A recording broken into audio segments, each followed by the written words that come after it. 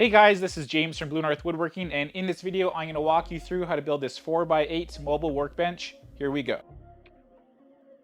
I'm also going to have free plans available to download on my website, bluenorthwoodworking.com. I'll put the link in the description below. The plans include a cut list, a material and hardware list, and just general instructions on how to assemble the table. Let's get to it. Let's get to it indeed. We are going to start this bench off with our cut list. The first order is cutting this bottom shelf down to 86 inches long. I am using my track saw to cut this. If you do not have a track saw, I recommend using a circular saw. It will work just fine. Next, we are going to be cutting our legs, and I need to emphasize to everybody, please determine the height that you want your bench to be prior to cutting the length of your legs. To determine the length of your legs, take the height of your desired bench and minus 3/4 of an inch, and then minus the height of your caster wheels. For example, I wanted a 37-inch bench. The height of my caster wheels is 5¼ inches, and we have to take into account the 3/4 of an inch plywood top. This leaves me with 31-inch legs. Next, we're going to be cutting our stretchers for the bottom shelf of the bench. These are cut to 93 inches.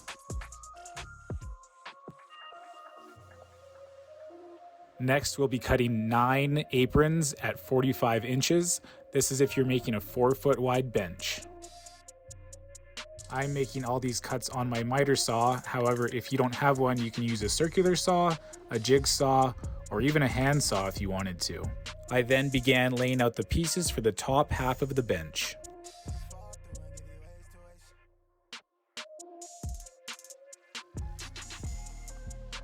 I then began assembling the top half of the bench using these 90-degree right angle clamps that I got off of Amazon, and I actually found them to be extremely useful while trying to keep things lined up. I'll put a link to them in the description below.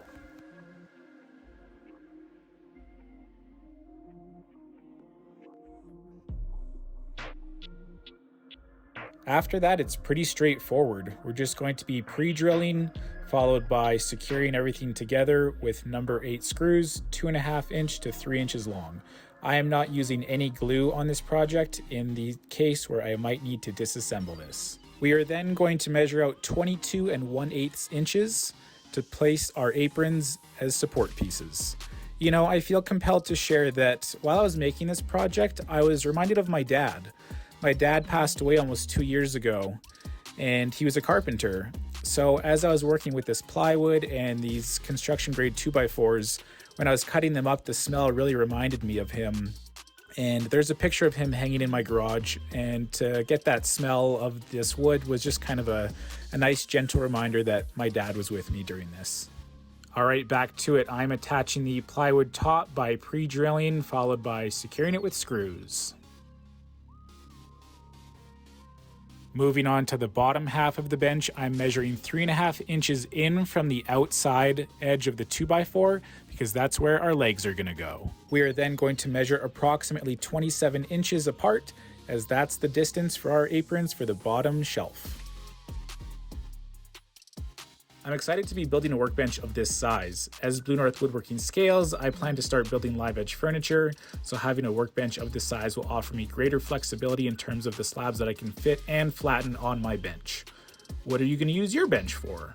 We're then going to move the bottom shelf off to the side, grab the top half of the bench and put it upside down. We're going to attach the legs. So ladies and gentlemen, grab a clamp.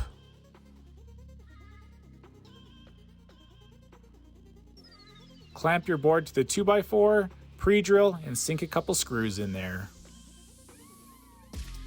We're then going to measure 3.5 inches from the edge of this leg, and we're going to put on a temporary shelf, which is going to help us attach the bottom half of this bench. We're going to pre-drill it, and then we're going to secure it with a couple screws. At this point, it would be a good time to ask a family member or a friend for a helping hand. However, if you are alone at this time, like I was, you'll just struggle your way through. But as you can see, there's always a way.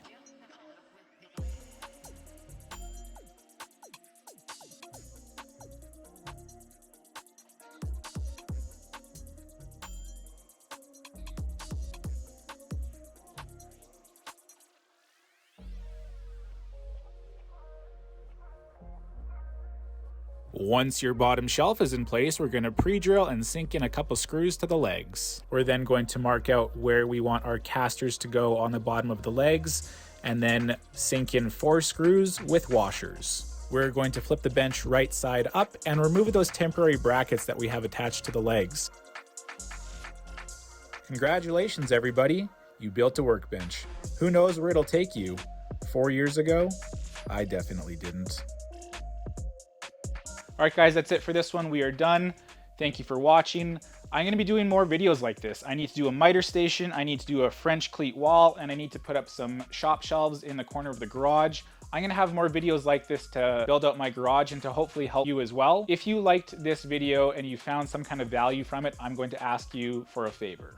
I want to do this full time. I love woodworking and I love content creation. You can help me by either just liking the video or subscribing to my channel or dropping a comment below. Doing one of those 3 things really helps my channel grow and puts me on the path closer to doing this as a full-time job. Thank you so much. See you guys in the next video. Have a good one.